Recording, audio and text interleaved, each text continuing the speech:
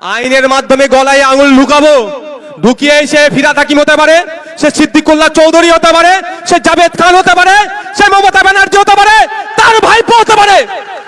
আইনের মাধ্যমে সম্পত্তিগুলোকে বার করব। ভয় পাচ্ছে তো ওই জন্য দিল্লিতে যা, দিল্লিতে যা। দিল্লি যাব না কালীঘাটে আন্দোলন করব, কেউ বলতে পারবে না। গণতান্ত্রিক রাষ্ট্র, মোদির আমরা প্রজা নয়, মোদি আমাদের রাজা নয়।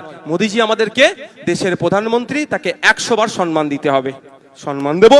মমতাকে, মমতা ব্যানার্জি আমাদের রাজ্যের মুখ্যমন্ত্রী, তাকে আমরা 100 বার সম্মান দিতে হলে দেব, তাতে কোনো আমার অসুবিধা নাই। কিন্তু মোদি মমতা যদি বলে, ডাইরেকশন দিয়ে দেয় কে কি খাবে, কে কি পড়বে, কে কোথায় আন্দোলন করবে, ও নওশাদ সিদ্দিকী মানবে না। যে ইচ্ছা মানো, কারণ আমার হাতে সংবিধান আছে, আমার সংবিধান আমাকে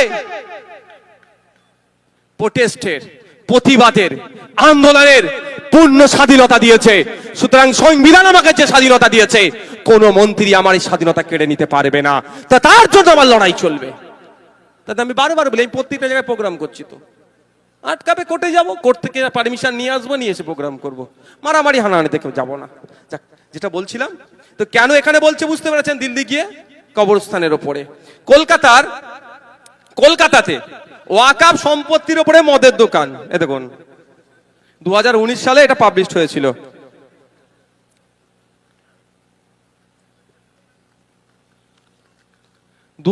সালে এটা পাবলিশ হয়েছিল।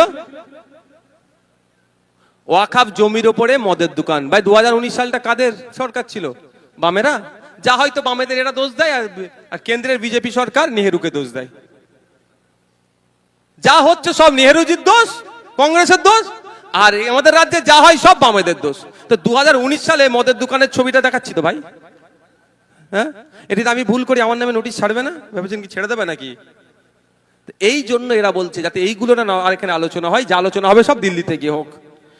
শুধু তাই নয়, আমি আপনাদের বলি, পশ্চিম বাংলার বিধানসভাতে এমন মন্ত্রী ঢুকে বসে আছে, এমন তৃণমূলের বিধায়ক আছে, বিধানসভার বাইরে কাউন্সিলর থেকে শুরু করে তৃণমূলের এমন নেতারা আছে, ওয়াকাফ সম্পত্তি খেয়ে বসে আছে। এই যে 76,000 বিঘা ওয়াকাফ সম্পত্তি লুট হয়ে আছে, কারা লুট করেছে ভাই? এই গরিব সাধারণ মানুষ ওয়াকাফ সম্পত্তি লুট করে বসে থাকতে পারবে যদি তাদের পেছনে না পার্টির ব্যাকআপ থাকে বা পার্টির নেতা না হয়? এই 76,000 বিঘা সম্পত্তির মধ্যে খোঁজ নিয়ে দেখা যাবে প্রায় 70,000 বিঘা সম্পত্তি তৃণমূলের যারা চামচাগিরি করছে, নেতারা খেয়ে বসে আছে। ওই জন্য তো দিল্লির রাস্তা দেখাচ্ছে, এর জবাব দিতে হবে। কলকাতার কলেজ পার্ক স্ট্রিট আপনারা জানেন? কলকাতার পার্টি স্ট্রিট জানেন তো? এক কাটা জায়গার দাম কত? চোখ দাঁড়িয়ে যাবে কিনতে গেলে।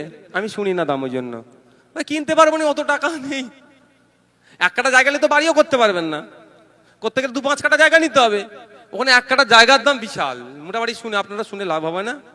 যার টাকা আছে এই করাত কলের মালিক খালিক হতে পারে, যদি বেশি টাকা থাকে বা শুনে নেবে, যে জানাবে আমাদেরকে।